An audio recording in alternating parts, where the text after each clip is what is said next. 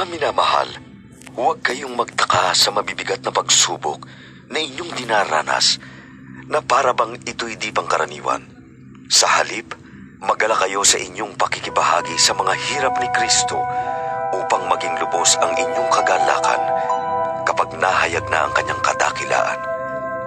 Mapalad kayo kapag kayo'y iniinsulto dahil kay Kristo, sapagkat nasa inyo ang Espiritu ng kaluwalhatian, ang Espiritu ng Diyos.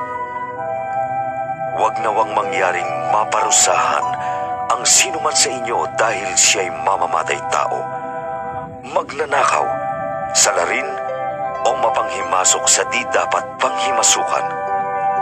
Ngunit kung kayo'y magdusa dahil sa pagiging Kristiyano, huwag ninyong ikahiya ito. Sa halip, magpasalamat kayo sa Diyos, sapagkat taglay ninyo ang pangalan ni Kristo.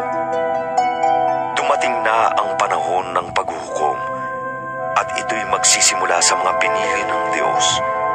At kung sa atin ito magsisimula, ano kaya ang magiging wakas ng mga hindi sumusunod sa magandang balita ng Diyos?